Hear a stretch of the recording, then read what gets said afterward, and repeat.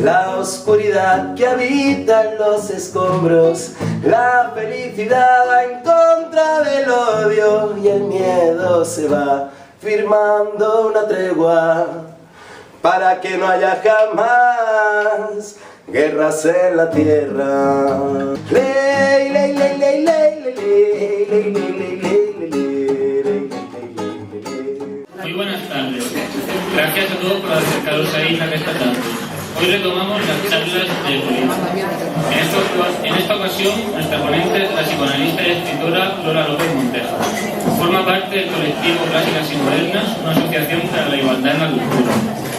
En 1997 publicó su primera novela, Una casa en La Habana, y desde entonces ha publicado otras como Mi amor desgraciado o La primera vez que no te quiero.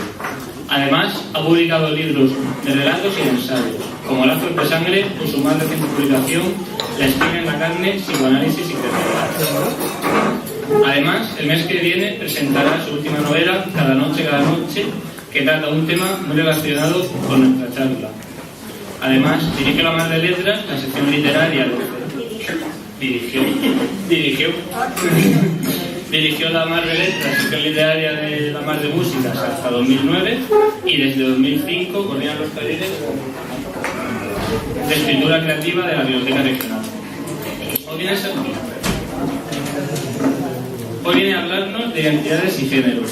Analizará las constituciones de las identidades fruto del heteropatriarcado y nos abrirá un abanico de nuevas formas de estar en el mundo. Después abriremos el habitual turno de preguntas y debates para el cual esperamos vuestra participación. Eso es todo por mi parte. Le cedo el protagonismo a nuestra colega. Bueno, buenas tardes y muchas gracias por venir y muchas gracias a Manuel por invitarme a este acto donde se retoman estas charlas que yo no conocía, pero que me parecen una manera muy buena de, no por mí, que me lo voy a pasar muy mal porque es domingo y estoy trabajando aquí, pero sí para las personas que estáis ahí, una manera muy agradable de pasar la tarde del domingo, la tarde a veces triste del domingo, ¿no? Con esa fama que tiene mala. Bueno, vamos a hablar, como decía Manuel, cuando me preguntó de qué querías hablar, digo, bueno, pues en un contexto así muy plural, donde no sabía bien quién eran los interlocutores que vamos a tener, porque me ha dicho que vamos a tener luego un debate que esperamos que sea largo, por lo menos igual que mi participación. No sabía de qué podía hablar, que estuviese relacionado pues, con el feminismo, con algo muy actual, y entonces pensé, bueno, voy a hablar de la identidad. Me parece que la identidad es un problema muy contemporáneo y vincular la identidad al género. Y la pregunta que abre este debate, que yo la voy a contestar así, sin generar tensión narrativa alguna, para que veáis el hilo que va a regir mi intervención, la pregunta era ¿quién soy? Es una pregunta, que atraviesa la filosofía y que atraviesa toda la vida de los seres humanos. ¿Quién soy yo? Y yo creo que la respuesta la podemos dar ya y nos podemos ir. Soy muchos. Es decir, frente a una concepción de la identidad monolítica, muy asentada en la convención y en la tradición que asistiría a los hombres modernos hasta el siglo XIX y principios del XX, una identidad que fue la que, por cierto, sirvió a Freud para crear el psicoanálisis, con un aparato psíquico muy formado, donde teníamos el ello, que son las pulsiones, el yo, que es el que sintetiza, y el superyo, que es el que llena la norma social. A partir de la Segunda Guerra, de las dos guerras mundiales y sobre todo posteriormente con la expansión del neoliberalismo y del capitalismo avanzado, nos encontramos con lo que se llama posmodernidad y que ha dado como resultado una identidad que Bauman llamó líquida y que podemos llamar lábil. Lábil quiere decir que se desliza como un patinete, ¿no? Se desliza por la superficie. Entonces, ¿quién soy? Yo creo que el sujeto posmoderno que somos o que vamos a ser, eso es lo que quiero conflictualizar en la intervención, soy muchos. Ahora bien, decía yo, identidades y género.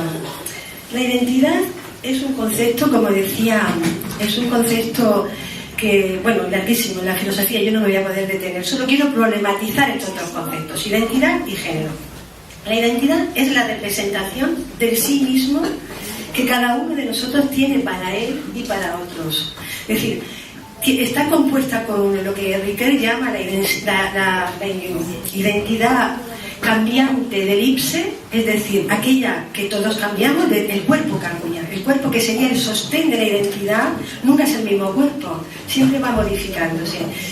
Y luego la del idem, la fija del idem. Nosotros no sabemos que cambiamos, pero al mismo tiempo hay un sustrato, digamos, en el cual nos podemos reconocer también como idénticos a nosotros mismos. Eso sería la identidad, el concepto de identidad.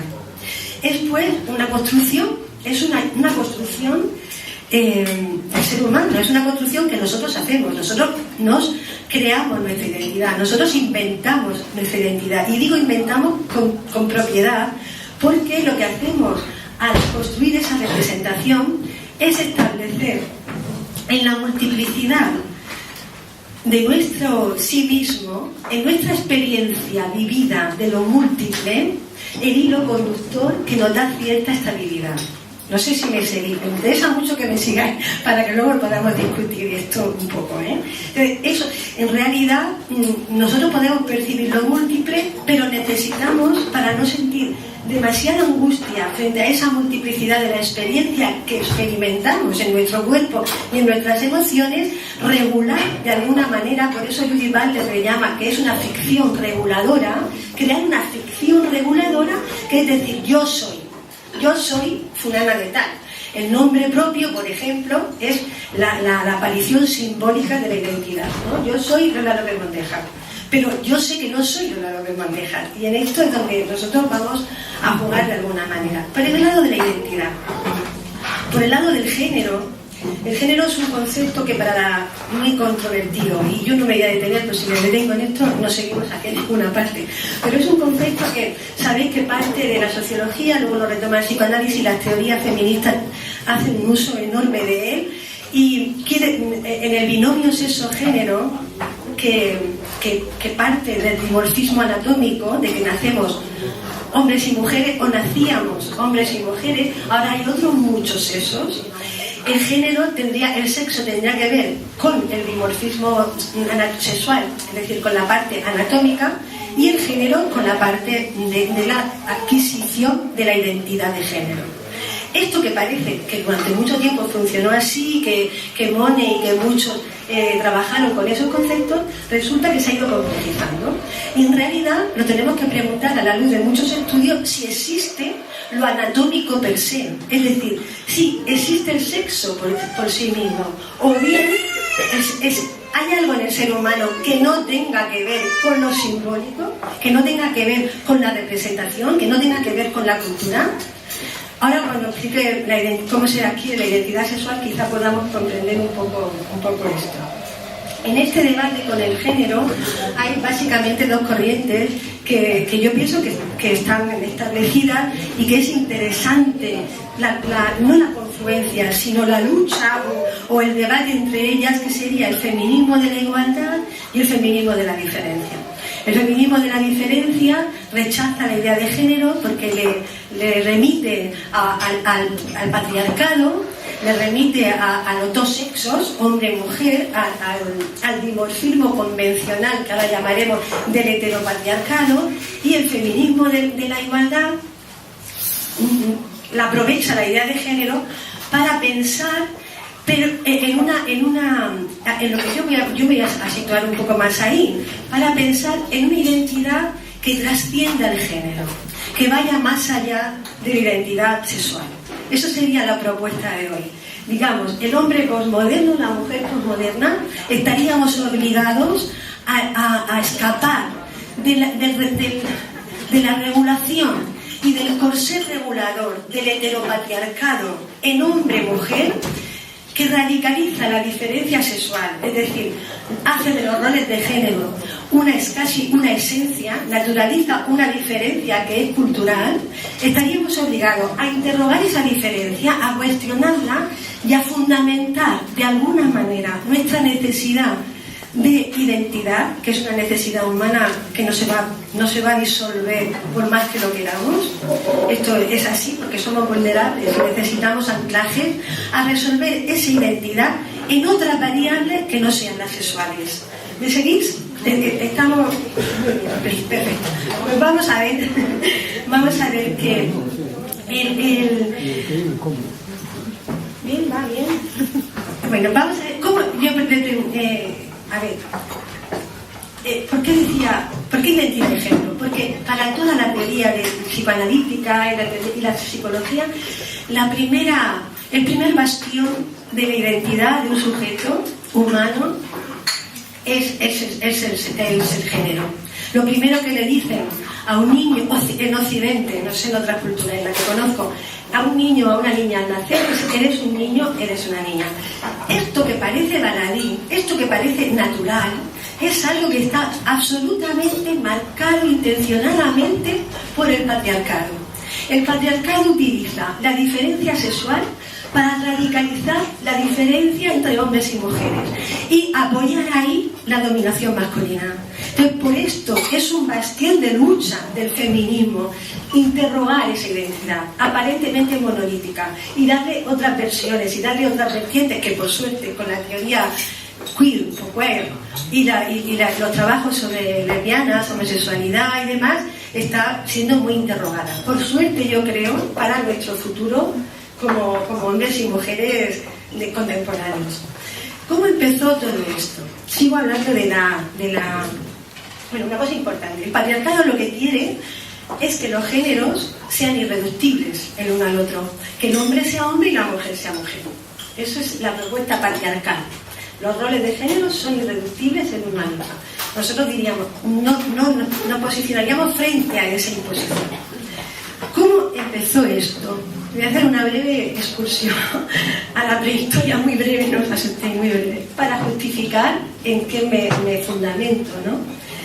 En primer lugar, bueno, sabéis todos que aunque hay muchísima polémica y no se sabe a ciencia cierta porque faltan datos de los restos que hay de esas culturas, sabemos que las sociedades recolectoras, de cazadores-recolectores, que eran ágrafas, de las cuales todavía hay algunas que se estudian y que son las que dan pie a esta teoría que voy a decir, eran bastante igualitarias.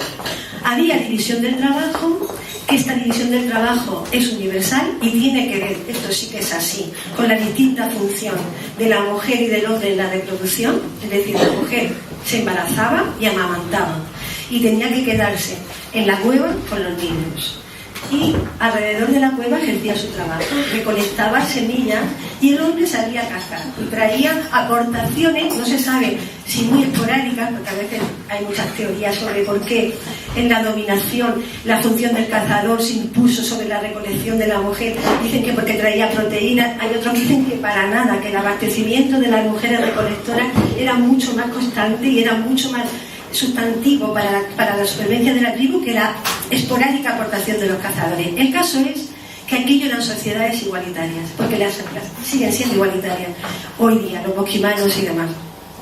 Eran sociedades igualitarias en el que los hombres y mujeres tenían división social del trabajo, pero sexual del trabajo, pero tenían el mismo valor.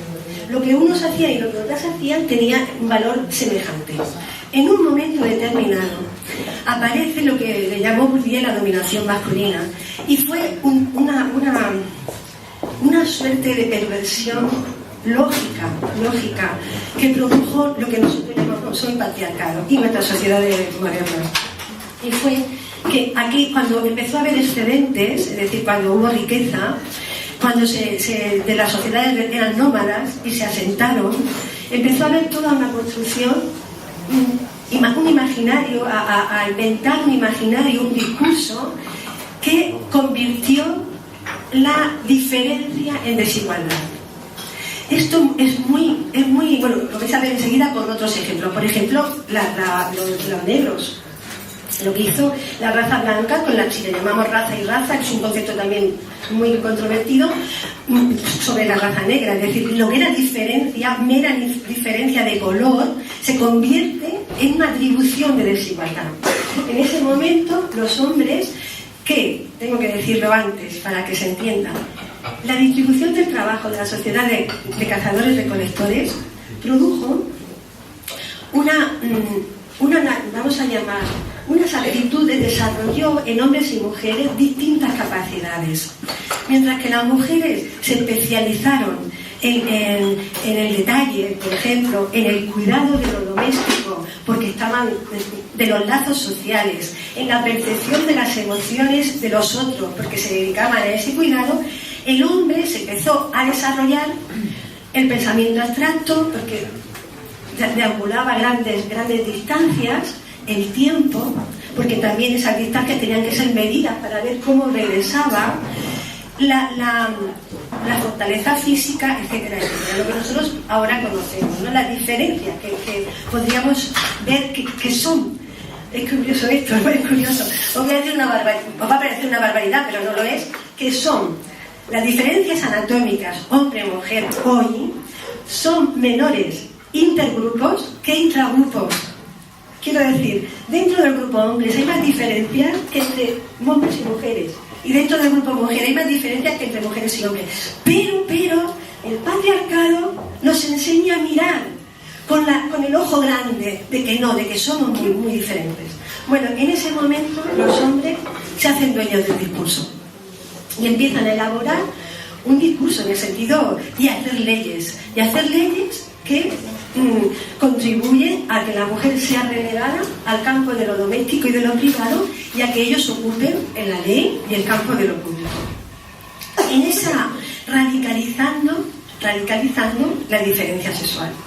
A partir de ese momento, la identidad femenina pasaba por la maternidad y la identidad masculina por otros lugares, entre otros, no tener nada de mujer. Ser hombre es no tener nada de mujer. Esto es tremebundo y luego discutiremos por qué, porque no es verdad. Y a partir de ahí, decía, se distribuye así y se distribuye también el valor. Es decir, aquellas actividades que realizan los hombres son valiosas, las que hacen las mujeres son despreciadas y, cuando no, invisibilizadas. Ni el Renacimiento fue renacimiento para las mujeres, ni la Ilustración fue ilustración para las mujeres. Y de hecho sabemos todos, ni la Revolución Francesa produjo ninguna igualdad, fraternidad para las mujeres. Y de hecho en Francia hasta 1944 no hubo voto, las mujeres no tuvieron voto. Lo que sí produjo fue que cada vez que había un movimiento social en el que las mujeres, como la Comuna de París, la Revolución Francesa, etcétera, en las que las mujeres cogían las armas, en las que las mujeres cuestionaban esa radicalización de la diferencia que interesaba tanto mantener al patriarcado, había un retroceso enorme en los derechos de la mujer. Y salían los higienistas, y salían los médicos, y salían a decir que no, que la mujer tenía que estar en las tareas mujeriles y domésticas. Ahí era lo que tenían que estar las mujeres. Bueno, así empezó todo esto. Pues ya sabemos y que no nos podemos detener. A partir de hacerse dueños del discurso, los hombres crearon lo que hoy se llama el heteropatriarcado. ¿Qué es el heteropatriarcado? Como su nombre indica, es la unión de la heteronorma, que es naturalizar la elección heterosexual de objeto sexual, que no es nada claro que sea natural. Es decir, hay quienes dicen que la heterosexualidad es una imposición patriarcal, y de hecho tenemos culturas donde eso no se ha producido nunca y no pasaba nada, pero el patriarcado gustó de eso, de subrayar eso, es decir, la norma heterosexual, convirtiendo y relegando a la marginalidad y a la fuera de la norma otro tipo de elección de objeto sexual. Cuando digo objeto sexual, digo de partener sexual. Es que en el psicoanálisis decimos objeto, pero fuera del contexto queda muy feo. Entonces, a ver si puedo decir partener. La elección de partener sexual y el patriarcado. Es decir, un sistema de dominación donde los hombres tienen el poder y someten a las mujeres. Pero no solo someten a las mujeres, sino que someten a las mujeres para que satisfagan determinadas necesidades de los hombres. Voy a decir esto que a lo mejor crea polémica, porque en esto del campo del feminismo hay muchas posturas encontradas. Para mí, la prostitución, estoy en contra de la prostitución. Me gustaría que se aboliese la prostitución, porque solamente veo en ella el ejemplo paradigmático de un mundo construido en relación a la sexualidad masculina. Luego, si queréis, discutimos, porque no es el tema y me voy a detener. Pero es un ejemplo más, ¿no?, de ese heteropatriarcado. Además,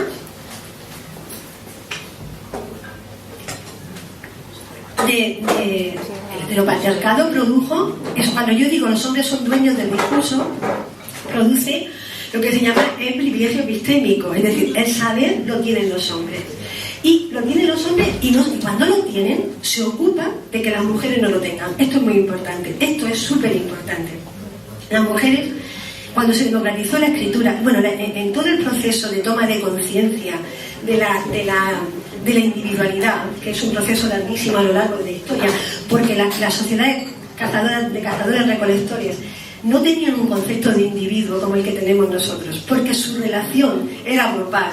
Entonces, no se preguntaban quién soy yo, soy el hijo de no sé qué, de una tribu, era absolutamente grupal. La individualidad nació poco a poco y explosionó en la modernidad.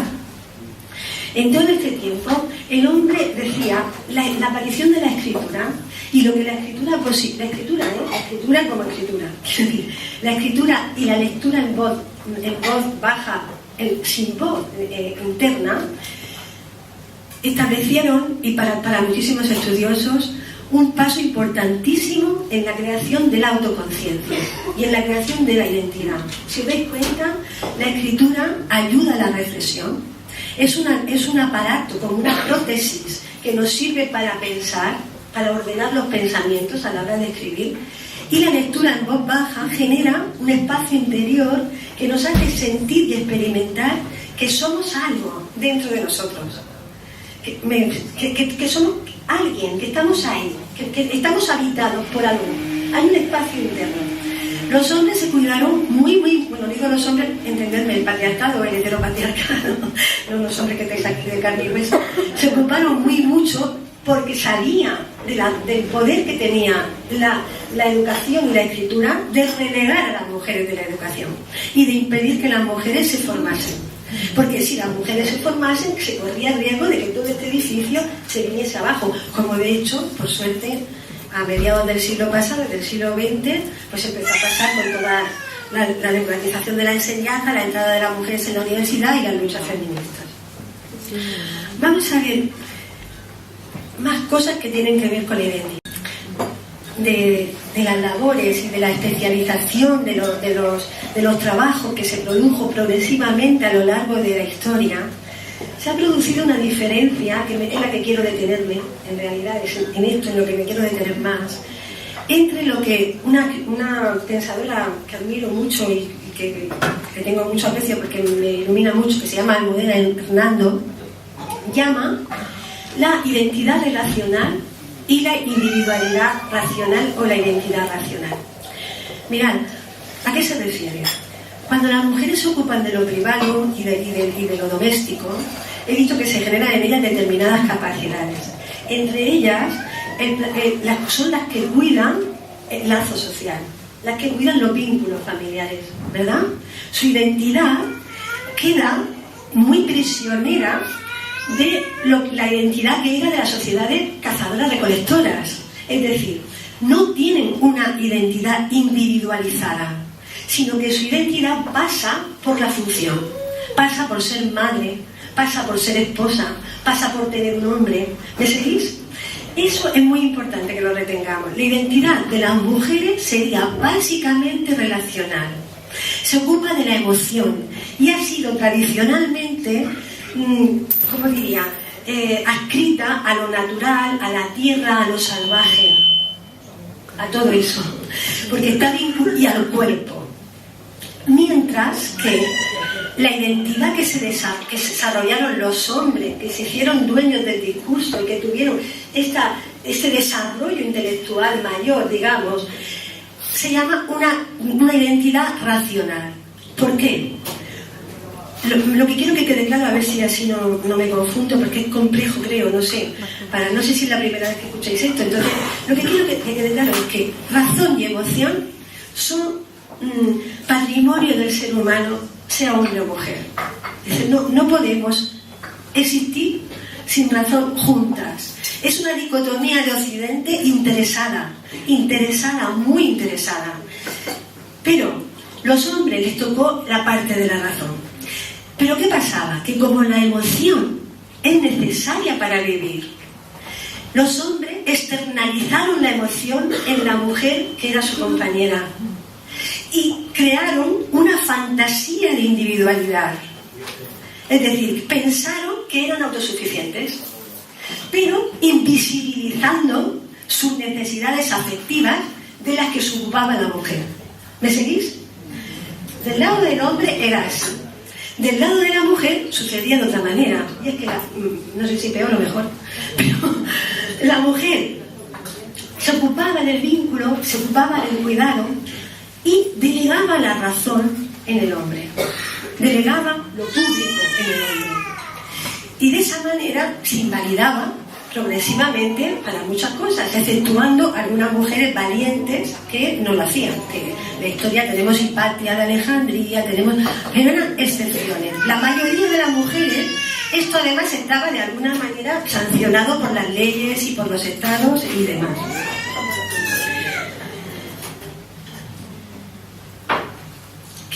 ¿Qué sucede cuando las mujeres,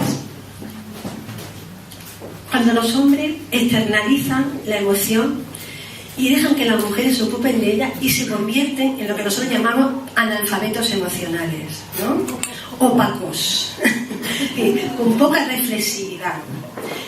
Todo eso los hombres que estáis aquí os sentís súper identificados con lo que estoy diciendo. ¿Qué sucede cuando esto es así? Sucede que en el sentido estricto lo que el hombre va a tener, esa individualidad del hombre, esa identidad, es una individualidad dependiente.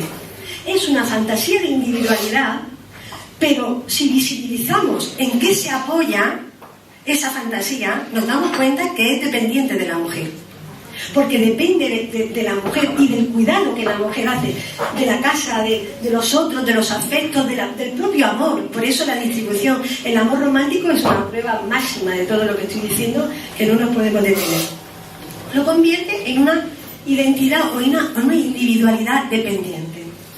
Pero nosotras, las mujeres, hemos hecho un camino que no han hecho los hombres. Es decir, ¿por qué?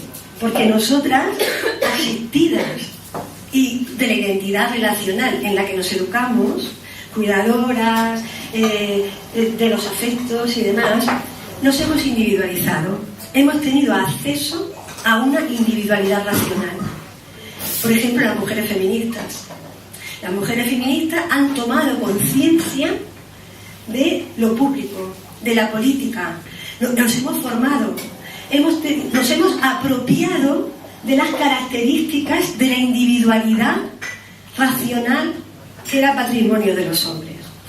Y nos damos cuenta que ellos son unos mentirosos, porque ahí donde estamos necesitamos también de la identidad relacional. ¿Me seguís? Es decir, nosotros que ahora tenemos identidad racional, podemos constatar que sin la identidad relacional no es posible una vida humana. No es posible estar en el mundo sin lazo social con los otros, sin lazo afectivo con los otros. Pero esto que hubiera ayudado muchísimo a hacer así en el patriarcado, no ha podido ser. ¿Por qué? De momento. Porque las mujeres que llegan al poder, sin embargo, no trasladan al poder, al ejercicio del poder, la identidad relacional. La dejan fuera, sigue siendo marginal y se identifican con la identidad racional, como si fuera la única, como si la otra fuese realmente un estadio primitivo que hay que superar. ¿Me seguís? Por ejemplo, para mí es un ejemplo lo que ha pasado con Carolina Vescanza, Yo creo que el gesto de Carolina de llevar su bebé al Parlamento es un gesto de visibilizar la identidad relacional. Es decir, soy mujer, me ocupo del cuidado de otros y lo traigo aquí, visibilizo eso. A mí, ¿y qué reacción ha habido? ¿Y qué reacción ha habido de parte de las mujeres? Es porque, claro, hay feministas como Rosy Braidotti, que es muy optimista en este aspecto, que piensan que las mujeres, como están, dice ella, fuera. Vamos a ver, Rosy Braidotti le respeto un montón y además me ayuda a pensar, pero hay cosas que no estoy de acuerdo con ella. Dice, como las mujeres están fuera del sistema de poder, les permite el privilegio epistémico del que está subordinado, ver las cosas desde otro punto de vista. Pero yo no lo creo. Yo creo que no. Yo creo que las mujeres todavía no sabemos ver las cosas como hay que verlas desde una identidad integrada, racional y relacional. Y que lo que le ha pasado a Carolina Vescanza es que ha tenido una reacción absolutamente machista de parte de las mujeres machistas. Es decir, de mujeres que no quieren, y a explicar una cosa, a ver qué pensáis. Un matiz, que pienso pensarlo más, pero de momento no. Y es, las mujeres en la identidad relacional tienen un pensamiento anecdótico. Esto a mí me irrita profundamente. El pensamiento anecdótico eleva a categoría universal el caso único. Pues a mí, ¿me seguís? Las críticas a Carolina son, pues yo he criado a mis hijos en mi casa y no me ha hecho falta llevarlos a mi trabajo. A mí me parece que esto es nefasto, que esto es de patio de vecina y que esto las mujeres tenemos que hacer una lucha profunda, pero profunda, para desidentificarnos de este pensamiento anecdótico absolutamente absurdo y empezar a pensar en categorías más universales y más públicas que nos van a ayudar muchísimo más en nuestra lucha por la igualdad. Bueno, entonces casi que ¿qué quiero decir? ¿Cómo construimos entonces? ¿Cómo se podría construir esa identidad independiente? La identidad independiente, que es muy bonito, creo yo, la propuesta, creo. Mirad, hemos dicho, la identidad dependiente de los hombres delegan en las mujeres el lazo afectivo. Las mujeres delegan en los hombres lo racional, lo universal, el pensamiento. ¿Cómo construir una individualidad independiente? Está claro que es integrando relación, afecto y razón, emoción y razón en ambos, en hombres y en mujeres. ¿Y cómo? ¿Cómo hacemos eso? Yo creo que con una lucha constante por desidentificarnos de todos los aprendizajes de la masculinidad y de la feminidad convencionales. A mí me parece que ser feminista es hoy ir en contra de la feminidad entendida como convención. ¿Me queda cuánto? Sí, no entiendo. Bueno, a ver, ¿cómo podemos hacer esto? Esta integración. Mirad, hay una operación que es muy interesante para los psicoanalistas, es muy interesante, pero es muy interesante para cualquier persona, y es la reflexividad. A mí me gusta mucho hacer así con la mano, es como la vuelta de uno hacia uno mismo, la mirada de uno sobre sí mismo, el desdoblamiento. Es decir, para poder desidentificarnos de lo aprendido, la operación tiene que pasar por desdoblarnos, es decir, por observarnos a la mujer convencional que hay en mí, a través de la mujer formada que hay en mí, para observar al hombre tradicional, machista, patriarcal que hay en mí, a través de un desdoblamiento del hombre feminista que tiene otros valores que hay en mí, y establecer una tensión que no se acaba nunca, una tensión que no se acaba nunca, que no se puede acabar nunca, porque la vida nos va a situar frente a numerosas situaciones que siempre nos van a retrotraer al modelo aprendido y con las que siempre tenemos que ir discutiendo. Mediante ese desdoblamiento, lo que se produce es un efecto, que vuelvo al principio, un efecto de observar la multiplicidad de lo que somos. Es decir, si el hombre sin desdoblamiento, y pensando para hoy, lo que pasa es que es una película que a lo mejor no habéis visto. No sé si habéis visto una película que se llama El Vendedor, una canadiense, que pusieron, no la habéis visto. Bueno, es igual. La identidad monolítica es una identidad que no se piensa a sí misma, podríamos decir, que tiene escasa autoconciencia y que se sostiene en la adhesión de adherirse, de pegarse a los eslóganes sociales, a los eslóganes patriarcales. Por ejemplo, una identidad monolítica: soy catalán. Los nacionalismos son una invención que tiene una historia como la propia identidad. Es una historia cuya genealogía podemos investigar, podemos ver de dónde parten los nacionalismos. El sentirse catalán de una forma monolítica, de una forma identitaria, constituye una identidad no reflexiva, adherida a determinados eslóganes. ¿Por qué? Porque a poco que uno investigue en sí mismo, se dará cuenta que es catalán, pero también es blanco, o es negro, o es amarillo, es hombre o es mujer, es pobre o es rico, es precariado o es con empleo fijo, o pertenece al barrio de Raval o a Pedralbes. Es decir, se dará cuenta de que está constituido por eso y por miles de cosas más.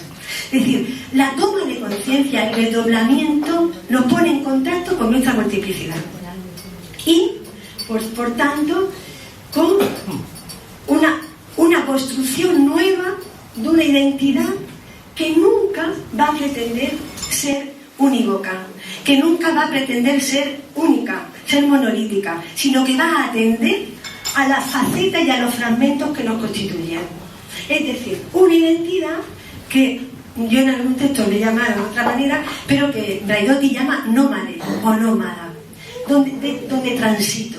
Voy a ir transitando por distintas, voy a llamarlo identificaciones, y ahora lo vamos a ver. En ese sentido, esa nueva identidad es una identidad que nunca doy por concluida. Es una identidad que está en construcción, y es dinámica y es histórica, porque yo puedo dar cuenta de mis cambios también, de alguna manera, y contempla una cosa fundamental que apenas se contempla en las identidades monolíticas, que nunca existieron en sí mismas, pero sí, digamos, como imaginario, y contempla la escisión del ser humano en el inconsciente y en la emoción. Nosotros no podemos seguir pensando en el siglo XXI que la razón, la ilustración y el logocentrismo del pienso, luego existo, es un efecto más del patriarcado. No podemos seguir pensando que pienso, luego existo. Tenemos que desplazar ese lugar y decir, como decimos nosotros, es allí donde no pienso soy. Es decir, también soy lo que no pienso, también soy la emoción, también estoy ahí. ¿Y cómo unir eso, lo uno y lo otro? Bueno, en primer lugar, me parece a mí, autorizándonos. Es decir, autorizándonos a explorarnos y a decir, esto es de hombre, esto es de mujer. Bueno, pero si lo llevo yo dentro, pues mío es, ¿no? Algo será, algo haré con esto, me autorizo a esto, sigo adelante con esto, construyo con esto algo, un futuro para mí, un futuro para cada uno de nosotros. Quería entrar, pero voy a hacerlo muy rápidamente, bueno, para discutir. El interés que ha tenido la ciencia y que ha tenido el patriarcado de fundamentar la identidad en la identidad sexual es mayúsculo. Para los psicoanalistas y para una psicoanalista que admiro profundamente, que es Jessica Benjamin, la identidad sexual convive en cada uno de nosotros con una identidad que no es sexual, que no tiene género, y también con identidades del género del otro género. ¿Me seguís? Sí. A nosotros nos construyen identificaciones con nuestro padre y con nuestra madre, que a su vez no son ni masculinas ni femeninas, sino que pueden estar la de nuestra madre originada en su padre. ¿Me explico? Luego el campo es complejo, no es tan sencillo como aparece a simple vista. dos cosas para cuestionar, creo. Uno, dos preocupaciones. Y ya me paro, ¿eh? Y porque llevo 45 minutos. No. Bueno, pues llegaré con eso. Dos preocupaciones. Una, que quiero dejar, no tengo respuesta. Es el énfasis, por el contrario, que se está haciendo ahora mismo del yo líquido, de la liquidez, ¿no? Yo tengo me preocupa porque creo que si igual que el hombre moderno, sólido, con una identidad sólida, servía para los principios de la industrialización, el hombre líquido sirve y es afín al neoliberalismo. Es un hombre que queremos que esté deslocalizado interna y externamente, que no tenga raíces, que no tenga lazo social. Eso por una parte. Y por otra parte, que tiene también que ver con el lazo social, es cómo... Bueno, entonces la pregunta sería, yo propongo un hombre y una mujer múltiple que se observen en su multiplicidad, pero ¿hasta dónde? ¿Hasta cuándo? Hay una paradoja muy importante y es crítica, porque, mirad, y es que sabemos que solamente se puede adquirir la identidad independiente a través de la autoconciencia, y que a mayor autoconciencia disminuye el lazo social. ¿Me seguís? ¿Cómo entonces convivir? ¿O qué subjetividades vamos a tener que mantengan la tensión entre una conciencia autónoma capaz de tener un pensamiento crítico y una conciencia individual independiente y hacer lazo social? ¿Verdad? Porque la derivada de la individualización es la lejanía del lazo social, es el yo autosuficiente. ¿Cómo mantenemos la tensión entre seguir siendo pensantes, autónomos y mantener el lazo social? Es un problema que se está debatiendo muchísimo y la respuesta sería construir nuevas comunidades. Es decir, si la comunidad, las viejas comunidades, el reconocimiento se imponía a la autonomía, ¿me seguís? El reconocimiento de mis iguales y del grupo se impone a la autonomía, tendríamos que crear comunidades donde el reconocimiento como lazo social, como lazo afectivo, nos permita el juego intersubjetivo, permita la intersubjetividad creativa. ¿Me explico? Estaba pensando, a lo mejor aquí hay una comunidad subjetiva. Estaba pensándolo en mi casa, porque no sabía quiénes eran y no tenía ni idea. Y digo, oye, a lo mejor le voy a decir esto, y aquí mismo hay una comunidad subjetiva, hay una comunidad de intereses, de tarea común, de pensamiento, que queremos avanzar en una directriz determinada sin perder la autonomía, reconociéndonos distintos y reconociéndonos sujetos. ¿Me explico? Yo creo que podría ser una salida. Y luego, de parte de la masculinidad, solo dos apuntes, porque me he tratado poco y como vamos a dos pequeños apuntes. Por una parte, creo que del lado de lo masculino, y sigo a Eloy Fernández Porta, habría que cortar el lazo entre cuerpo y atributo. Es decir, los hombres, por ejemplo, los hombres no lloran, los hombres son valientes. Es decir, romper ese vínculo. La valentía es un atributo aplicable a cualquiera. Es más, para mí, los héroes de ahora no son los hombres del western americano. Los hombres de ahora son los hombres que se enfrentan a la masculinidad convencional y se atreven a decirlo. El otro día estábamos en una charla que estaban algunos de vosotros que estáis aquí, era sobre el amor y senectud. Y me llamó muchísimo la atención, salí con un enorme gozo, porque los hombres que habían allí, no los conocía de nada, pudieron decir públicamente, dijeron que ellos no tenían una sexualidad imperiosa.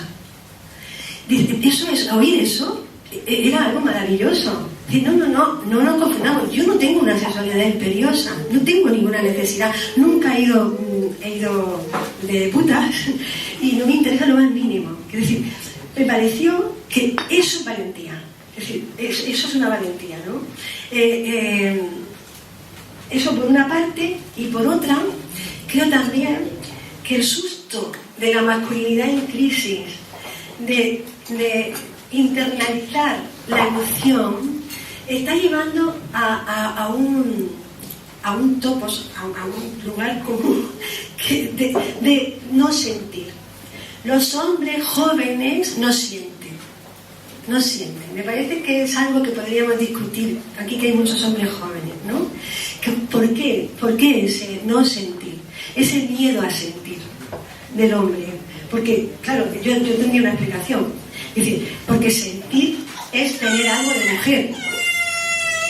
Sentir es tener algo de mujer.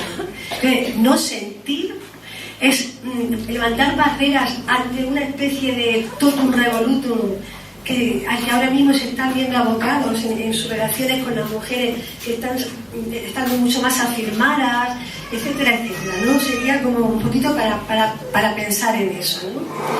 Y nada más. Ya está. Vamos a...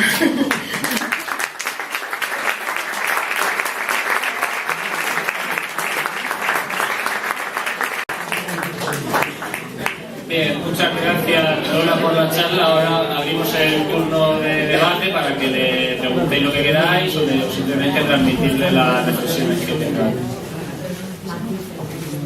Así que adelante, no come, no comemos. Hola, buenas tardes.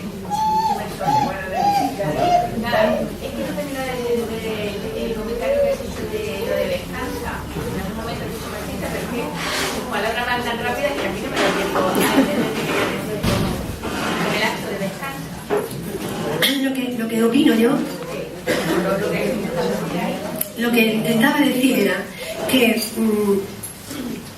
es una cuestión feminista politizar los afectos, es decir, visibilizar lo que está reprimido, lo que está invisibilizado por la dicotomía patriarcal razón-afecto. El acto de Carolina es político, es traer lo relacional, el cuidado a la esfera de lo público. Y me llamaba la atención que muchas mujeres han salido con un ensañamiento brutal contra este gesto, ¿no? Y entonces yo no me lo explico, digo, bueno, ¿por qué las mujeres que tenemos que apoyar estas cosas? ¿Dónde está la sororidad? ¿Dónde está? No existe. Vamos a por ella, vamos a matarla, ¿no? Y me preguntaba por qué. Y entonces la respuesta que me daba era esta que os he dicho, ¿no? Que no me acuerdo ya la que me daba.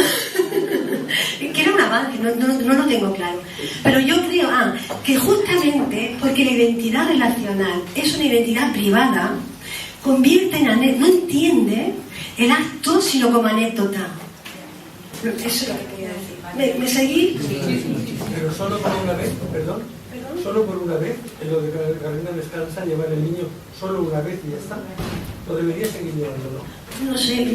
Yo no sé si me hubiera atrevido a llevar. ¿O todo el hemiciclo llevar los niños? Sí, o llevarlo un hombre, por ejemplo. Pero si todo el mundo llevara a los niños al hemiciclo, ¿qué pasaría? Pero yo que no creo que sea la cuestión de llevarlo una vez o más veces, sino hacer visible el problema de las responsabilidades compartidas, el problema de que las mujeres, para ocupar los lugares públicos, el etos de cuidado, la mujer, lo relacional era el cuidado, lo que se llama el etos de cuidado. Y eso ha pasado una cosa muy, muy fuerte en nuestra sociedad, y es que cuando las mujeres se van a trabajar, eso que debería haber sido asumido por el Estado, no por la propia sociedad, me da igual, de la forma que sea, el cuidado de los dependientes, ancianos y niños, se perdió. Nadie se ocupa de eso. Se dejó los enfermos mentales crónicos, todo lo que es la vulnerabilidad. Lo relacional se ocupa de la vulnerabilidad. Y cuando las mujeres abandonan el cuidado de la vulnerabilidad, porque tenemos derecho a incluir en nuestra identidad la identidad racional y el estar en el espacio público, la vulnerabilidad de la sociedad se invisibiliza, no existe. Y se ocupa singularmente de ella. se convierte en doméstica, sigue siendo doméstica. Yo creo que estos gestos sirven para hacer público y quitar de lo doméstico esto que estamos diciendo. Desde luego me parece contraproducente llevarlo todos los días, pero vamos, que eso es una anécdota. Sería como seguir pensando en anécdotas, porque el pensamiento, universalizar ese gesto, es decir, vamos a ocuparnos de una ley buena de dependencia, de una ley de responsabilidades compartidas, vamos a poner guarderías en los centros escolares. Eso sería universalizar el centro. Y entonces no entiendo cómo las mujeres no lo aplauden. Y digo, bueno, claro, no lo aplauden porque las mujeres estamos en el corsé de lo relacional, en el patio de vecinas de lo relacional, pues yo más, pues tú sí, pues yo más. Me ha alargado mucho, perdón. No, está muy bien. Está estupendo. Tranquila, está estupendo. Lo que quiero preguntarle ahora es una cosa, no sé si me van a pasar desapercibido, pero creo que en este contexto de temas que han tocado interesantísimos. Habla un poquito más alto. Sí, Cuidado con el cambio. Vamos a hacer. Bueno,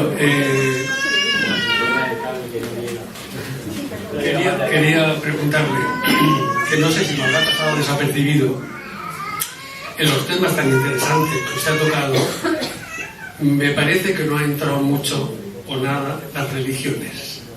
La influencia, malsana o no, de las religiones que manejan, dictan y dirigen el mundo entero con sus... Ahí quería yo que usted me diera más una opinión sobre eso. Las religiones forman parte del imaginario cultural, del imaginario social, en el que el imaginario social es un sistema simbólico y también material de instituciones de castigo y de vigilancia, como decía Foucault, que tiene por función crear subjetividades, determinadas subjetividades, crear sujetos X y de esta manera y de la otra. Las religiones en eso tienen una labor fundamental, que son instrumentos del patriarcado. ¿Cómo no? Nosotros que somos educados, por lo menos yo en la religión católica, lo sé de primera mano. Y ahora mismo solo tenemos que mirar en la carne.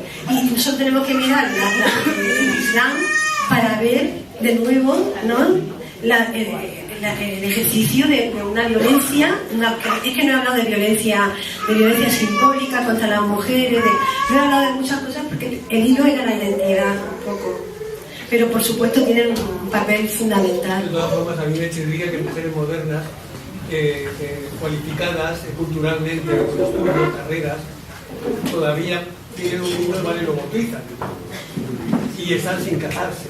O sea, el vínculo religioso en la boda no lo han hecho, pero sí bautizan al niño. Y conozco casos, o sea, no es algo difuso.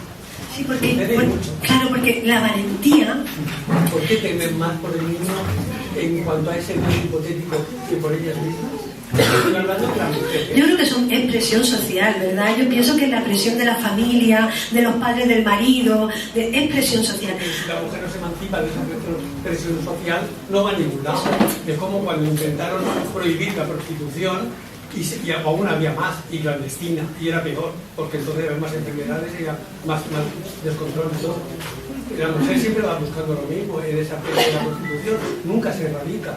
Y yo estoy de acuerdo con usted que debería desaparecer, porque ese servilismo absoluto al hombre. Exactamente, porque hay que configurar un sistema sexual, un imaginario sexual, donde el hombre tiene un deseo imperioso que hay que satisfacer.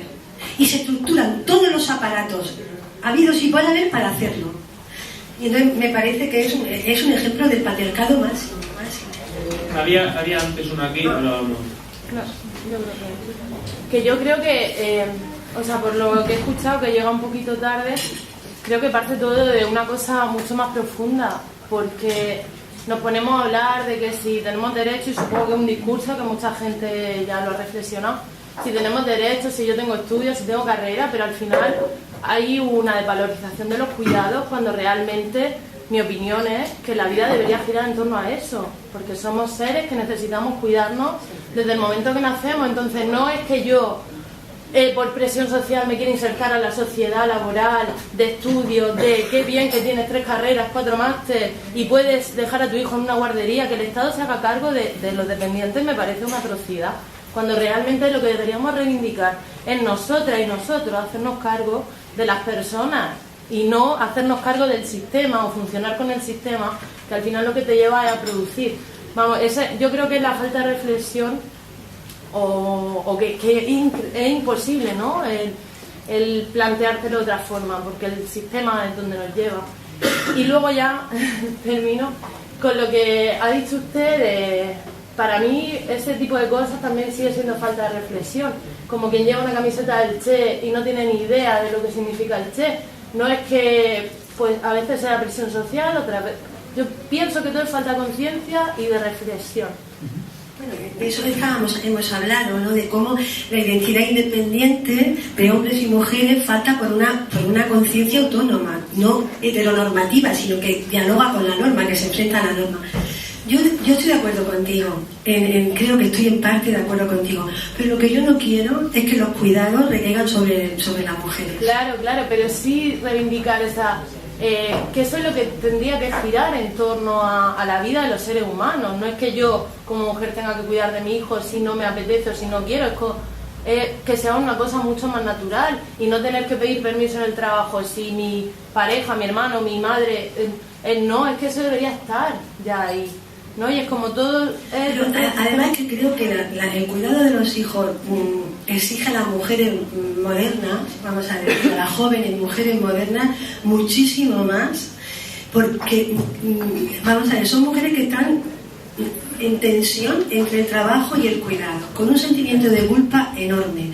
Y además hay unas condiciones, sobre todo en la gran ciudad, muy malas para el cuidado de los chicos. Porque antes había lazo social, antes había grupo, había la calle, los chicos, y eso no estamos lejos, yo estaba en la calle, estábamos en la calle, los vecinos se cuidaban unos a otros, no recaía exclusivamente sobre la mujer. A mí me parece que el cuidado tiene que formar parte de la política de una sociedad, de una organización, se tiene que organizar, como sea, pero desde luego no puede volver a caer sobre las mujeres, porque entonces... Y de esto, a ver, yo estoy en contra de la Liga de la Leche. Lo siento, sé que estoy en contra. Porque me parece inoportuno. Porque me parece que es volver a ver. Estoy en contra de la idealización y de la mistificación de la maternidad. La maternidad es jodida. No es fácil. No es fácil. Y no hay que pensar que ser madre es la repera y que los niños, si están 3 años pegados a la teta de la madre, van a salir mejores. Pues mira, no es así. Y estamos hartos de ver que eso no es así. Yo creo que se simplifican muchas cosas y que que también es natural que se hagan. No se puede matizar, hay que tomar a veces decisiones que tienen que simplificarse. Sí, pero no es fácil eso. Y creo que tiene que ser de cuidado, es una cuestión de todos. Ocuparnos del cuidado tendría que ser de hombres y de mujeres. No he hablado de otros géneros que podríamos haber hablado también. Hay una pregunta aquí. Bueno, yo quería felicitarte, Lola, por tu simpatía para tratar temas como estos que son de mucho calado. Por un lado, quería recordarte que en tu conferencia del otro día, lo que yo oí más grueso que decían los hombres es cómo soy hombre cuando mi sexualidad se viene abajo. Eso para mí era muy interesante, al hilo de lo que estás diciendo de cómo nos conformamos de la sexualidad. A mí me parece que es un melón por abrir, porque entre otras cosas se une la sexualidad al compromiso, a la relación de pareja, tal, y fíjate los disgustos que hay y todas las películas que hay, porque en ese tema las mujeres estamos fatalmente educadas a estar fuera de la sexualidad durante una parte de la vida, una primera parte de la vida, mientras, como decía el otro día, los hombres se masturban en grupo, ¿verdad? Cuando son chiquillos, son adolescentes, son tal, y todo esto está permitido, y la mujer hace como una profesión. Sí que hay bastante. Y a mí me parece que pasar a ser sujeto de deseo, no objeto de deseo, es parte del objetivo, pero es muy difícil para nosotras porque genera mucha soledad y mucha culpa. Es decir, entre los hombres de nuestra generación es mucho más apetecible una mujer que es objeto de su deseo y que hace lo que hace agradable la vida, ¿no? No te va a la contraria, te cuida, etcétera, etcétera. Pero cuando te conviertes en sujeto de deseo, pues pagas algo, así que cuesta algo. Yo creo que la mujer que es sujeto de deseo, la mujer que con ese feo nombre se empodera, es menos amable. Es menos objeto de deseo. Gusta menos. Porque, de hecho, vamos a ver, es que no me lo estoy inventando. En toda la historia, estoy leyendo un libro ahora sobre la medusa, la representación. Y en toda la historia, el deseo de la mujer ha sido absolutamente denigrado, caricaturizado, demonizado, etcétera, etcétera. Entonces, si una mujer se muestra deseante, afirmada, eso es menos objeto de deseo para un hombre, porque para el hombre el objeto de deseo es algo donde él pueda, como Pigmalión, sería el mito de Pigmalión. Es alguien que pueda ser conformado a su antojo. Y eso no es así. Por eso nos encontramos con este follón. Claro, porque las cosas han cambiado. Y entonces, claro, ante eso los chicos dicen, no siento nada, no me atrae, no siento. ¿Por qué no siento? Porque ahí tengo un sujeto y no tengo un objeto. ¿Y cómo, si he sido educado para amar a un objeto, voy a poder amar a un sujeto? Además que habla, porque el sueño erótico de los hombres son mudas. Además habla, y cuando habla además dice cosas.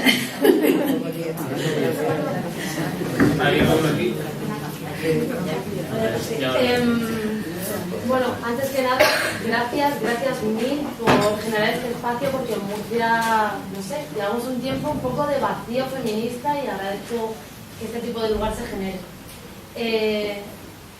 Quería comentarte que coincido contigo en gran parte del análisis de cómo se generan los géneros, aunque luego, si puedo, nos intercambiamos referencias porque hay cosas sobre las que tengo interés que quería investigar más. Pero claro, te escucho hacer juicios sobre que las mujeres de la lactancia demandan mal. ¿Qué dices? Las mujeres que eligen la lactancia demanda como forma de maternidad en los primeros años mal, que las prostitutan mal, que el Islam regulín, que ser feminista es estar en contra de la feminidad, o que las mujeres que critican a Descansa también mal. Es decir, a ver de qué tipo de feminismo podemos estar hablando aquí, sobre todo si la receta que un poco estabas invitándonos a recoger es un feminismo que parte de la comunidad.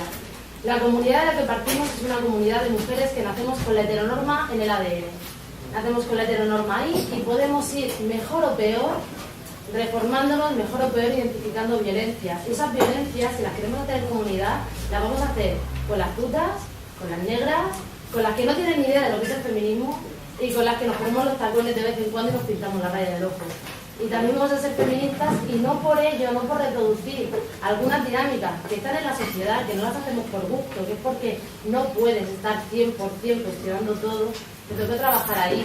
Entonces, determinadas críticas, sobre todo determinadas voces, y aquí estoy hablando yo, porque creo que no hay ninguna negra en la sala, ni ninguna, no sé, chicas, no sé si hay alguna puta, lo siento, estoy quitando la voz, pero desde determinadas tribunas, las intelectuales, las que nos dedicamos a leer, porque somos blancas y tenemos pasta para hacerlo, hablamos de determinadas cosas, ojito con los juicios, porque desde el feminismo choni, que hace mucha gracia, por eso estamos un montón, desde las putas, desde las negras, desde las islamistas, es de quienes en realidad tenemos que aprender. Y esto me parece que encaja también con un poco una idea que decías de, bueno, la idea no, de que esa idea reflexiva, ¿no?, de enfrentarnos a nuestra mujer generada por la heteronorma y la mujer feminista, y los hombres de la heteronorma, bueno, no dices heteronorma, pero sirve, ¿no? Sí. Y el hombre feminista. Esa reflexividad se puede hacer o no.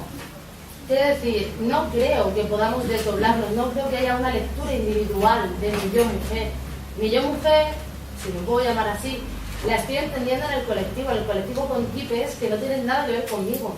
Y ahí cuando me llama la atención determinados juicios sobre esta construcción del género que has hecho constantemente en binario, cuando conoces la teoría queer y conoces el transfeminismo. Entonces, hay muchas ideas muy potentes que pueden mejorar y que nos pueden ayudar a ser mucho más tolerantes con nosotras mismas. Sí, vamos a ver, es que yo creo que la comunidad a la que habríamos de ir es esta, donde hay tensión entre tus posiciones y las mías. Es decir, donde no hay que abolir la posición de quienes de quienes yo quiero abolirla y sigo pensando. Es decir, no me voy a contrariar a mí misma y a toda una historia de pensamiento X, que es el mío, cuando digo que a mí me gustaría que la prostitución se aboliese, porque no creo en la elección de una mujer para ser puta, no lo creo. Es un largo tema y además está haciendo heridas enormes en el movimiento feminista, como bien sabes, pero a mí me parece rico eso. Quiero decir que justo la comunidad a la que nos tendríamos que donde ir es que no anule tu subjetividad ni la mía. Claro, pero eso lo puedes decir tú porque no eres puta. Quiero decir, eso lo puedes decir tú porque tú siendo puta no te voy a decir a ti, oye, mira, no quiero que seas profesora de universidad porque si el conocimiento ha estado generado siempre por hombres y, ¿cómo lo has llamado? Que me encanta el privilegio epistemológico es masculino, me parece fatal que estés entrando en esa institución para poder generar determinadas cosas. Perdona, pero yo como puta puedo estar mega empoderada, ¿sabes? Yo como puta en este margen que me deja así la institución, que me deja así el patriarcado, me puedo empoderar. Pocas putas conozco. No, muy pocas. Claro, y cuando las conoces son lo que quiero intelectuales. decir es que esta comunidad cirílica